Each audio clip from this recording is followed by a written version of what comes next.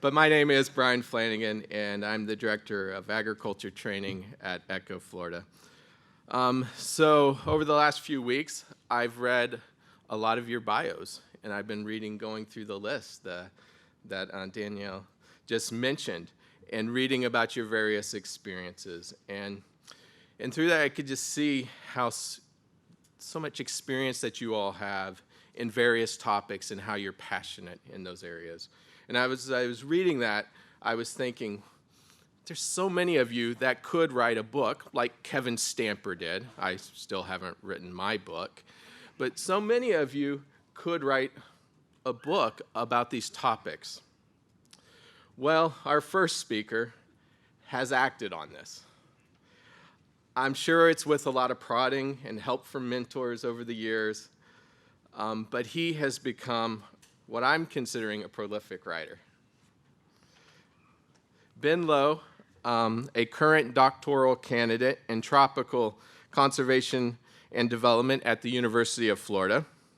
Go Gators, anyone? Okay, there we go. Has written numerous books and chapters on creation care and conservation and development, along with articles, research articles on fisheries in East Africa, while also serving on various boards and advisory committees for organizations like ASABL, Arosha, the Young Evangelicals on Climate Action. Ben, a missionary kid who grew up in Southeast Asia, is a graduate of Wheaton College, an ordained minister in the Christian and Missionary Alliance Church, and is an avid fisherman. Ben, I know you have a really busy life these days with a lot going on, but we greatly appreciate having you here and willing to share with us this morning. Let's give him a hand.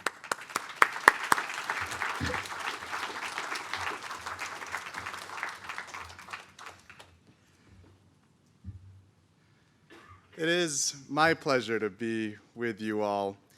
I first came to ECHO probably almost 15 years ago when I was a young undergraduate student at Wheaton College because I knew the Hargrave family, and they hosted me and some of my friends and gave us a tour, and my mind was blown away by all the work that you're doing.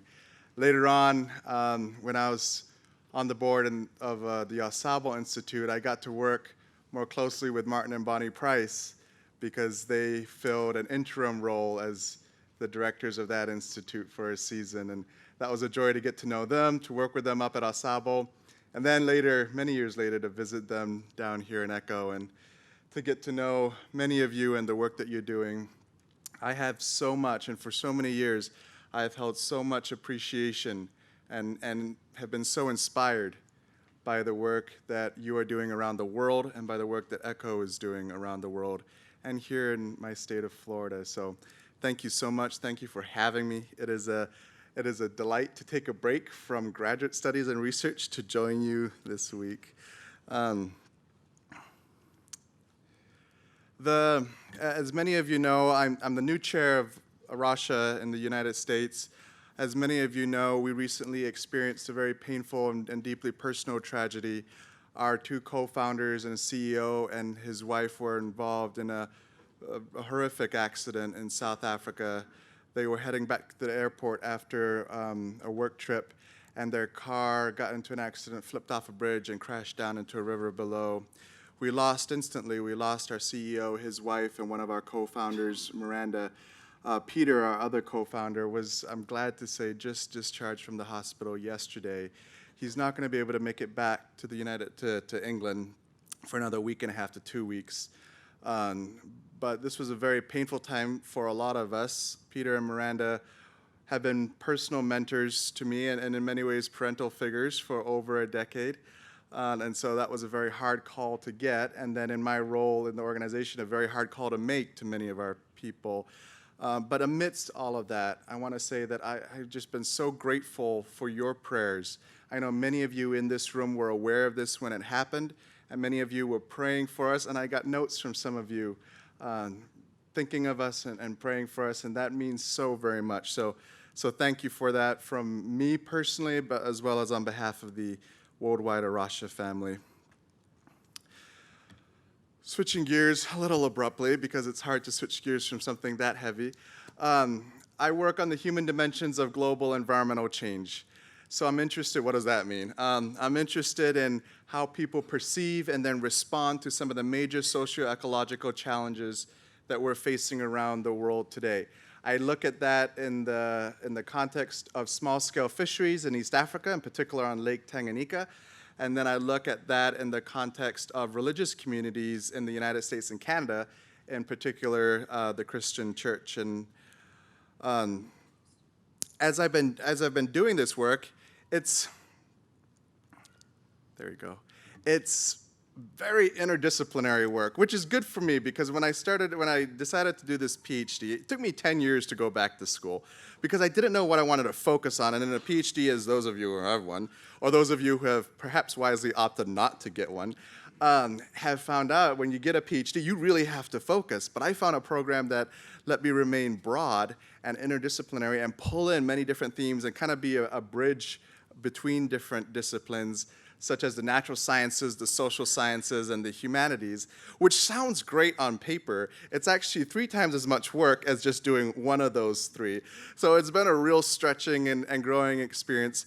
But as I've been working in these different areas and different contexts on these environmental challenges, I continually run into this conflict that we see in academia, but as well as in the field between conservation and development, and the persistent tensions and struggle between these 2 important fields.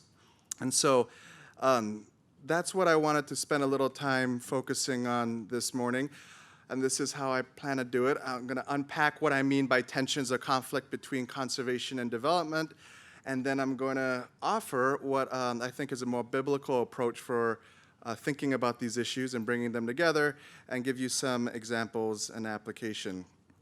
So development and conservation, what are they, and do they have to be in conflict with each other? Development, there we go.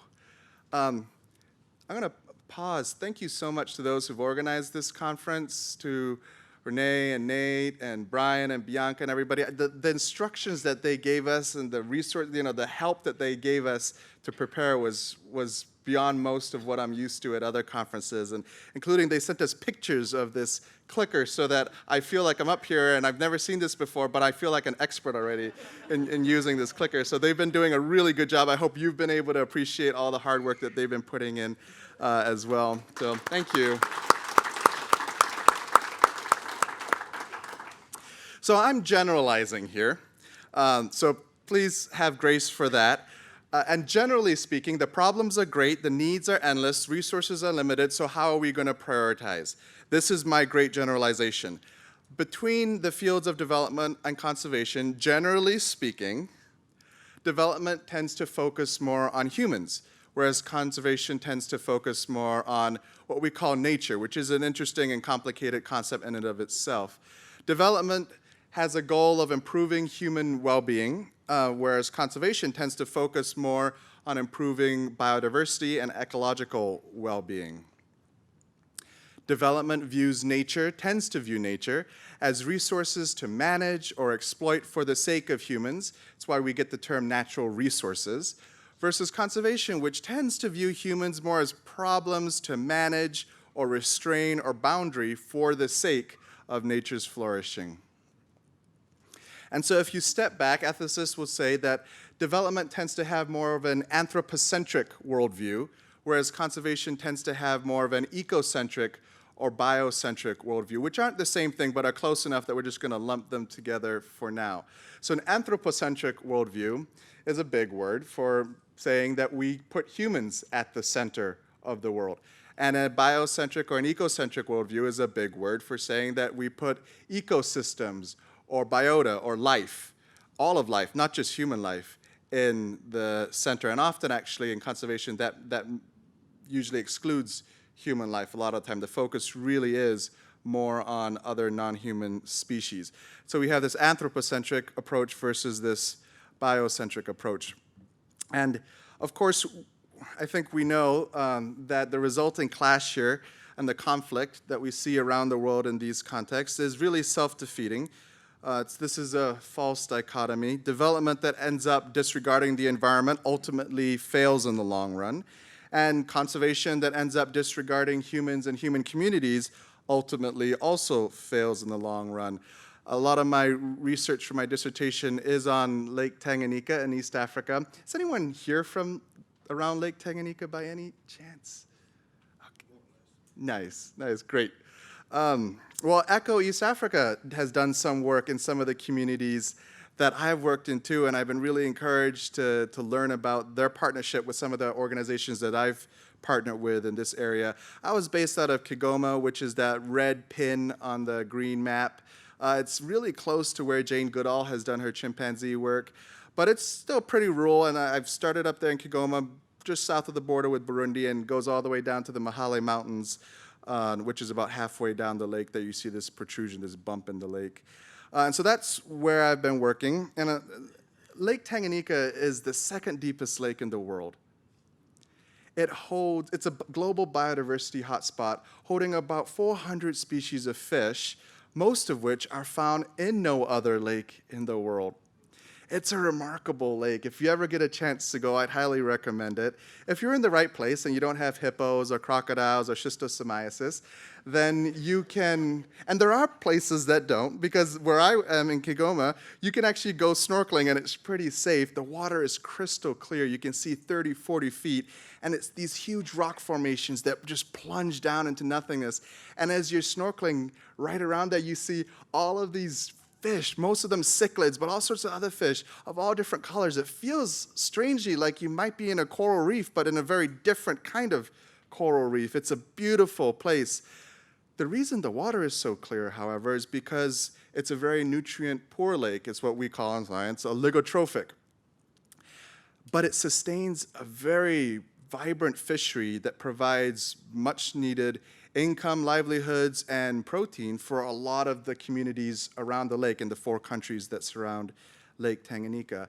And the reason you can have such a nutrient-poor lake and yet so many fish has to do with the very unique setup of Lake Tanganyika and how it works. And I'm going to try to do this. This might be foolish of me, but if I bore you, I apologize. It is a little boring.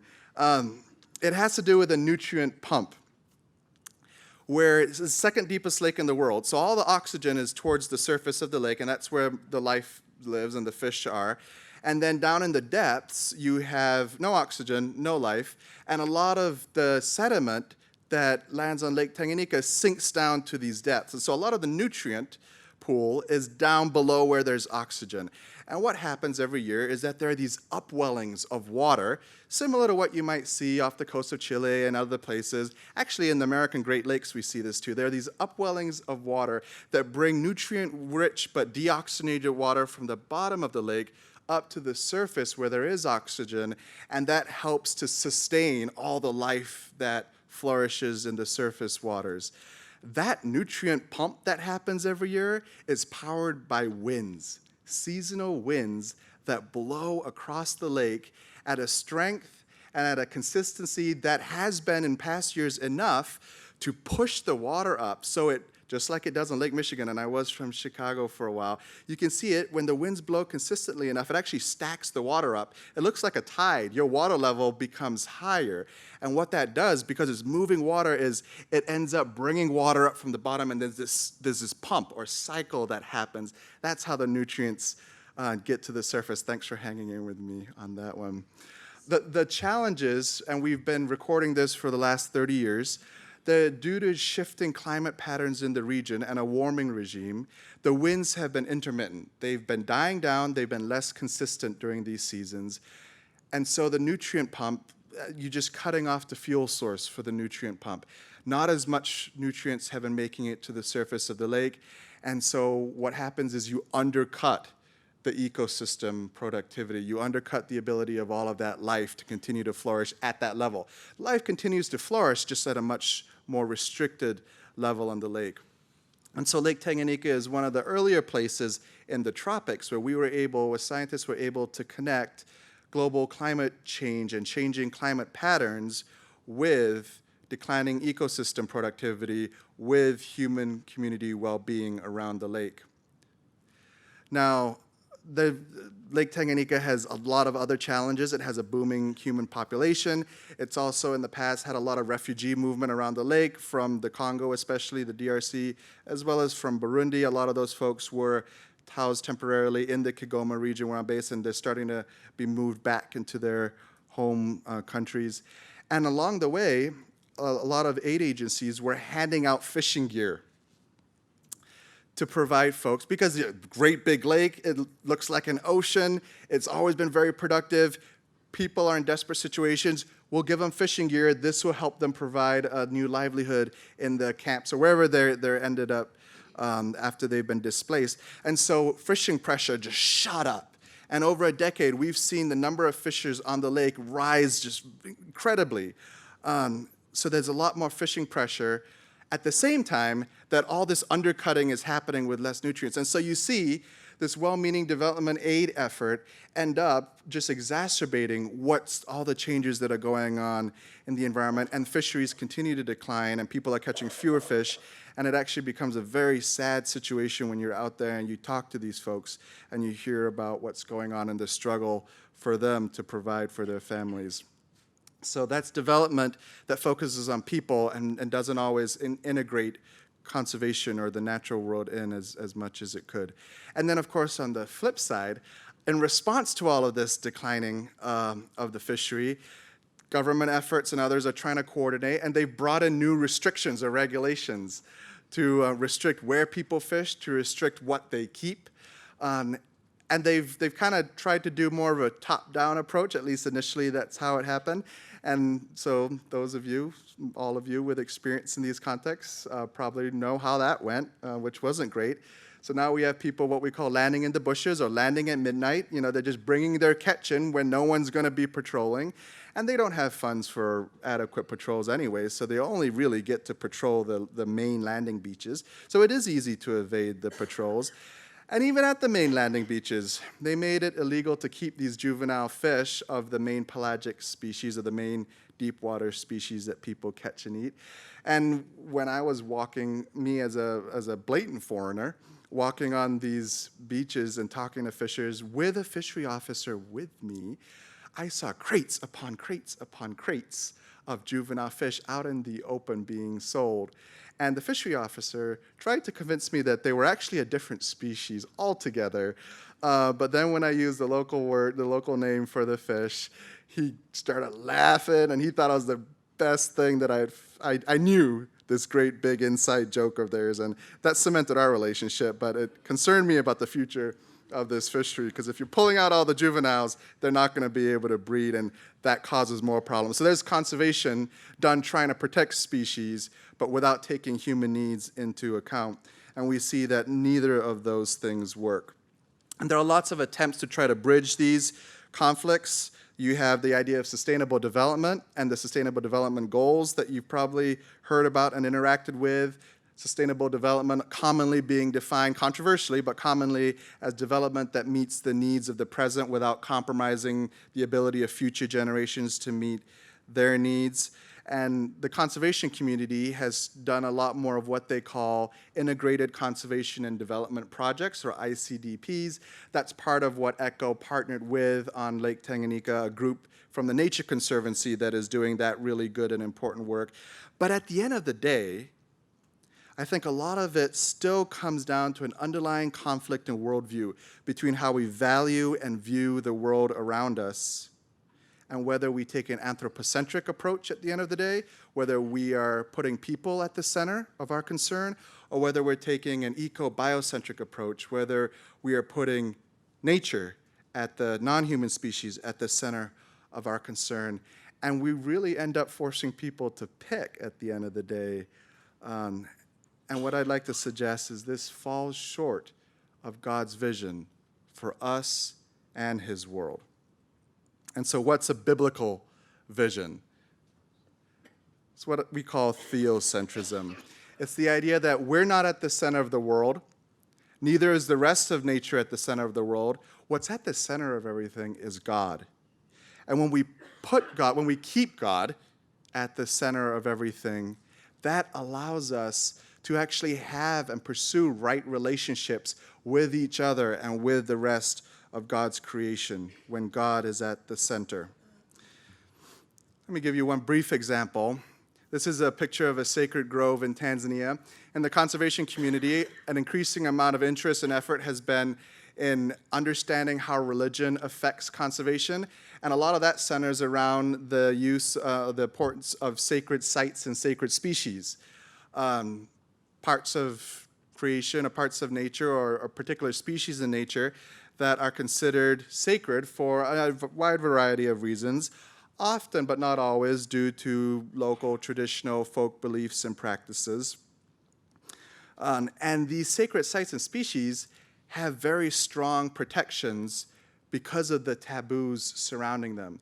So this is what makes the conservation community very excited, because no one is policing, I'm looking at it, no one's policing that sacred grove, and it's being protected while everything around it gets largely deforested.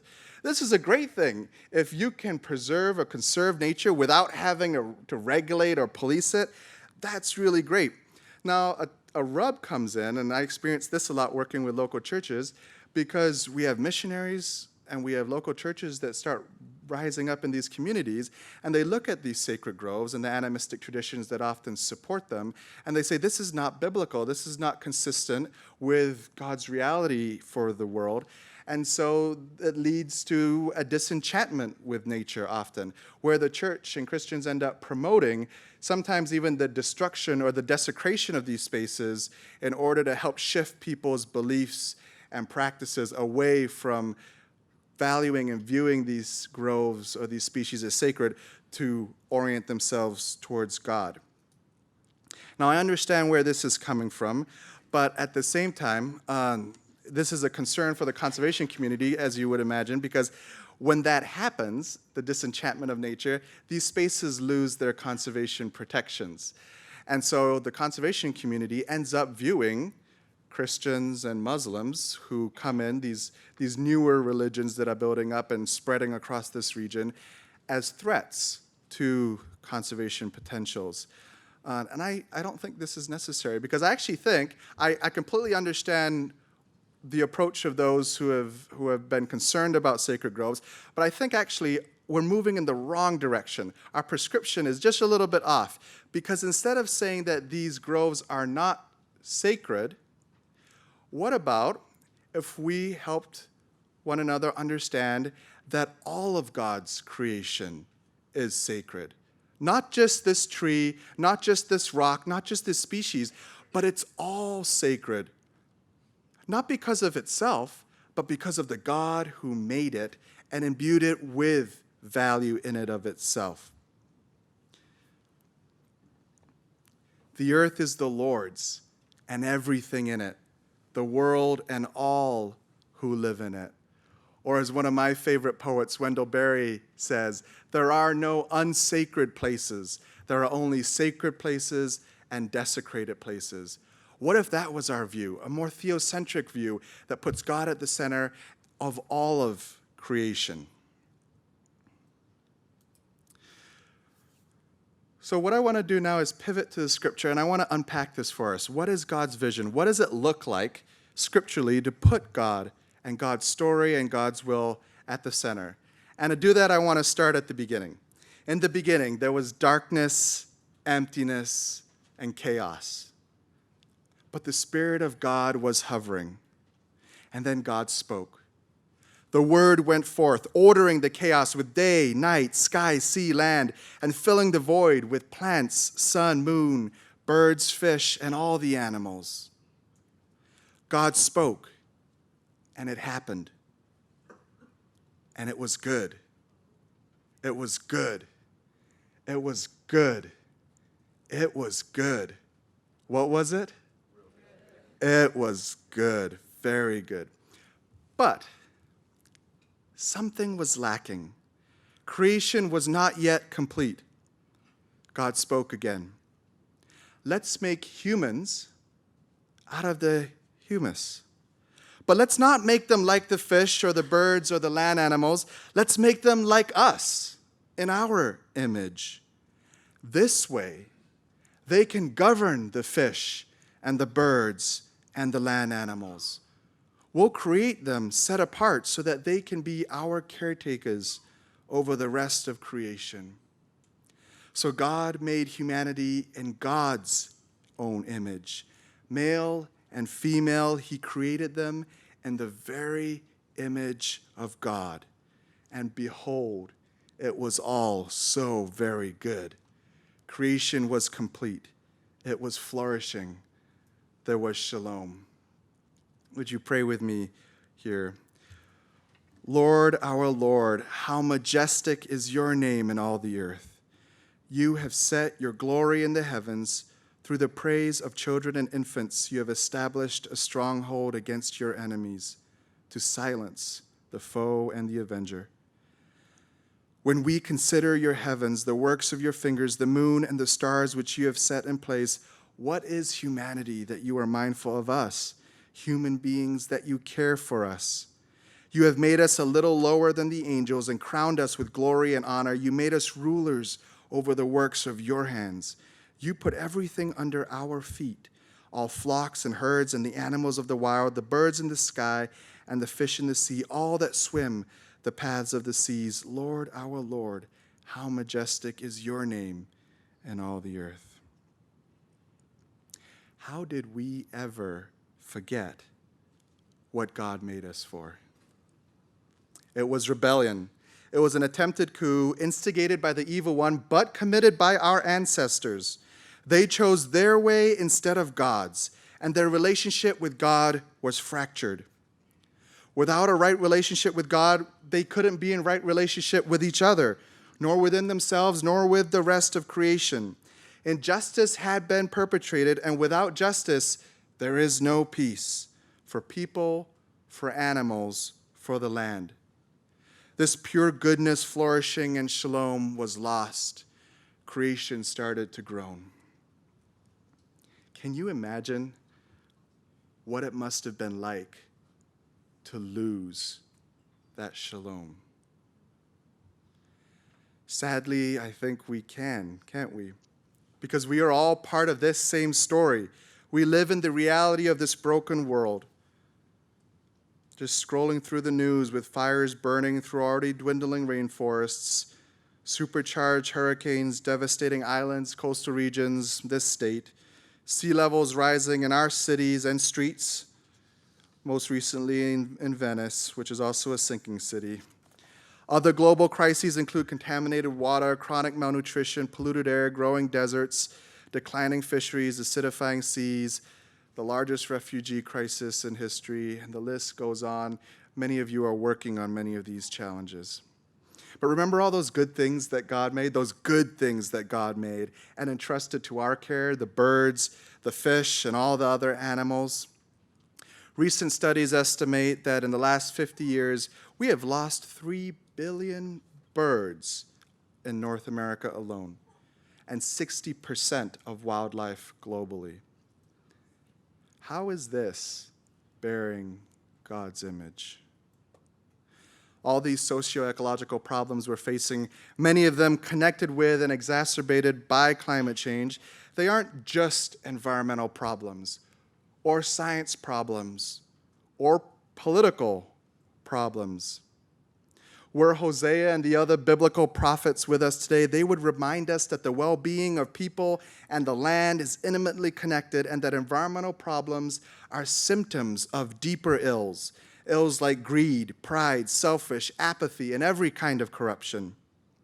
In other words, they're all moral problems. They're spiritual problems. They're sin problems.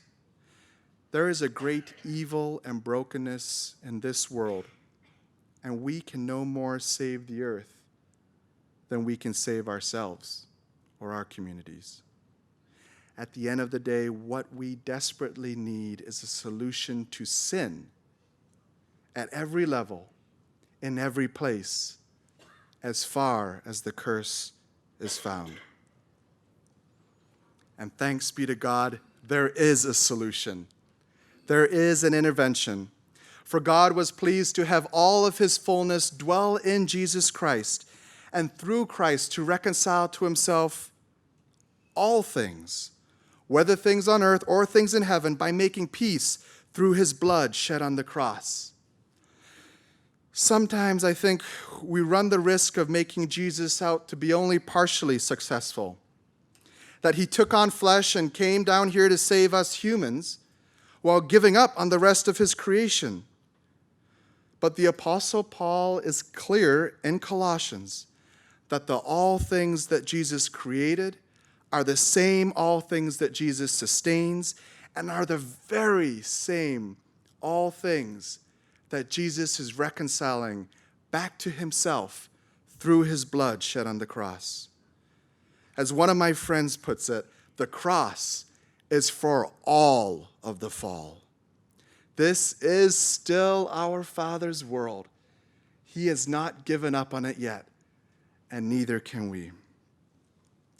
The global Lausanne movement, first convened by Billy Graham and John Stott, representing thousands of evangelical Christian leaders from 200 countries around the world, puts it this way in their seminal 2010 Cape Town commitment. The Bible declares God's redemptive purpose for creation itself.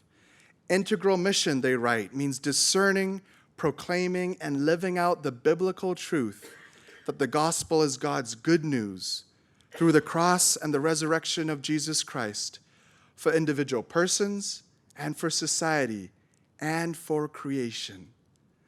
All three are broken and suffering because of sin. All three are included in the redeeming love and mission of God. All three must be part of the comprehensive mission of God's people. In other words, we are all called to be on mission with God, and this mission is an integral, holistic mission that involves showing God's love and care for all creation, both human and non-human. What an extraordinary privilege, isn't it?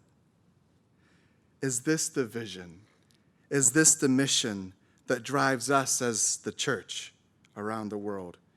Is this the vision and mission that drives us as God's people in God's world? So I want to draw out very briefly some of the key resources that this theocentric approach offers us today.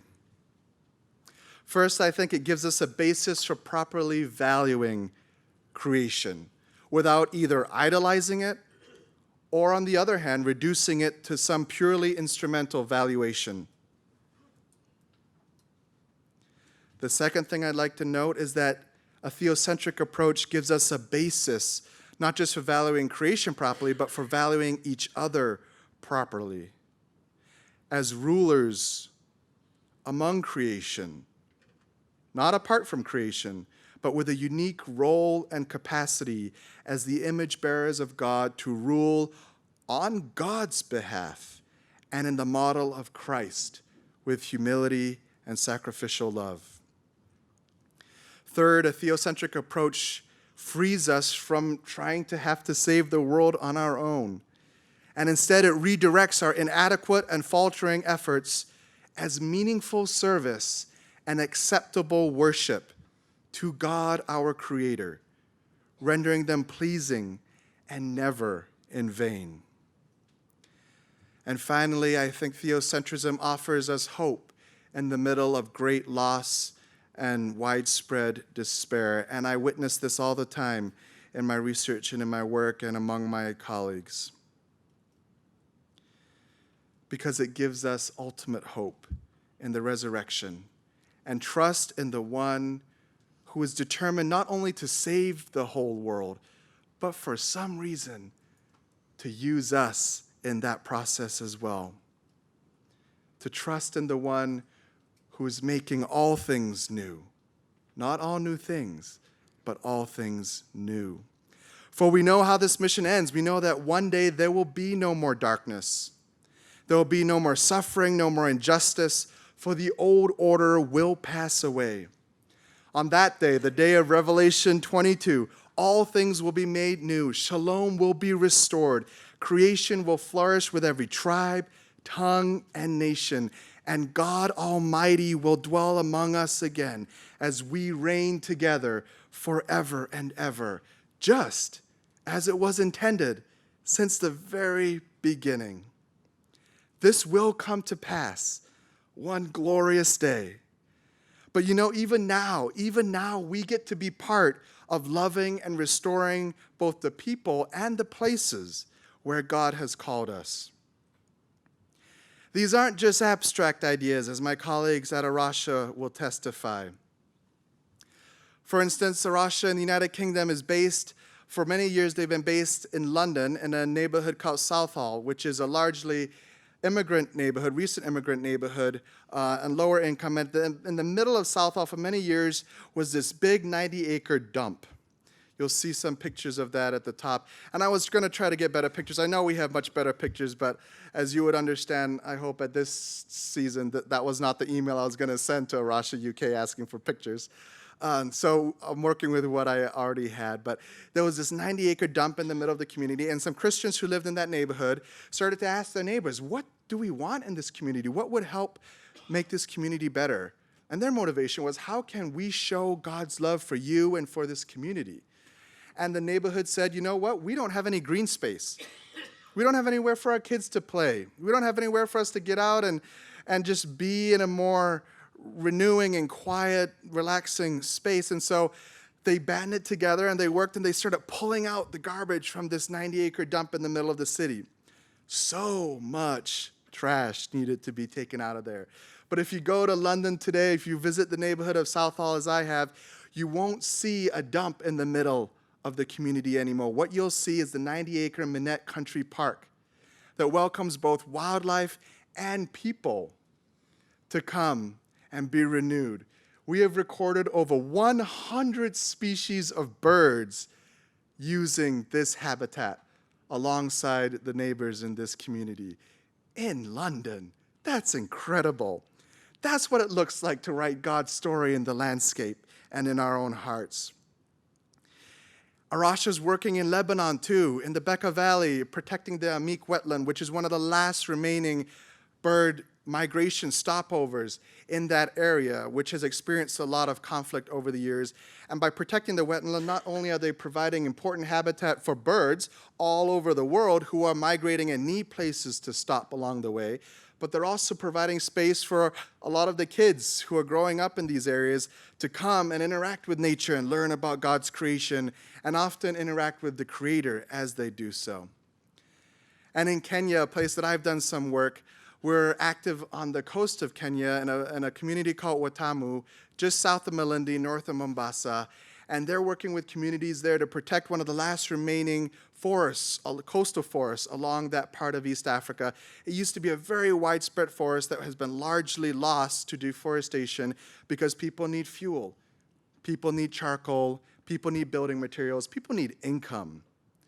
And what Arasha has been able to do here, working with the communities, is they've been able to provide ecotourism opportunities. This is a beautiful, biodiverse space. And so they bring, tourists come in, and now the communities help guide them to experience the beauty of the forest that remains and of the estuaries that they're protecting.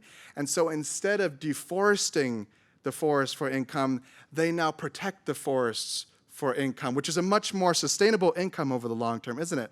Because when the last tree is cut, what do you do at that point? And they've been using the money that they generate from these projects to send some of their kids to school. There are many other organizations that we could talk about.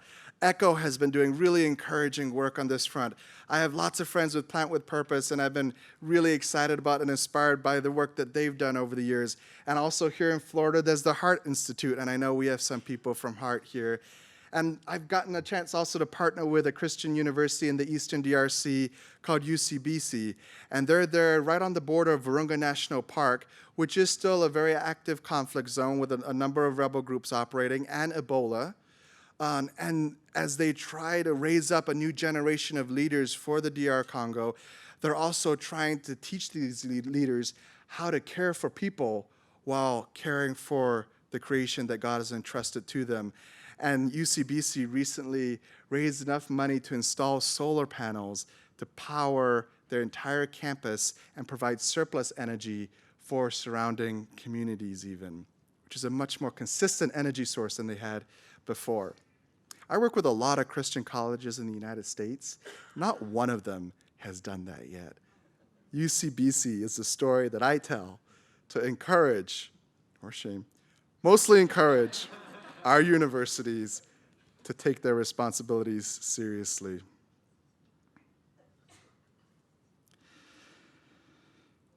So many more examples I could give. But I know you want a break. And so I want to end by asking, what sort of example, what sort of witness will you be? What sort of example will your ministries and your churches be? Do we take an anthropocentric approach? And I think this is something that we struggle with as the church. I think by and large, when I work with churches, they get kind of the anthropocentric approach. And they're very suspicious of a bio or ecocentric approach by and large.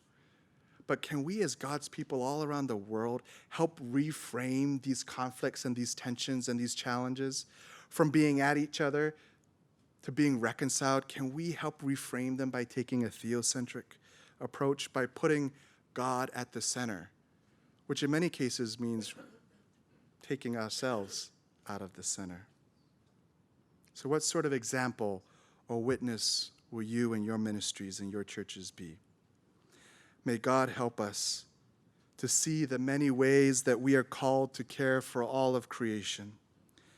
For the same choice that our ancestors faced way back then still faces us today.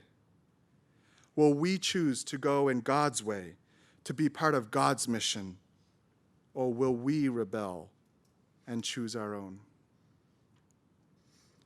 Creation waits in eager expectation for the children of God to be revealed. For creation was subjected to frustration not by its own choice, but by the will of the one who subjected it, in hope that creation would be liberated from its bondage to decay and brought into the glory and the freedom of the children of God. In the name of the Father, and of the Son, and of the Holy Spirit, would you help us, O God, to be faithful to you as your people, as your image bearers in the world that you love. Amen.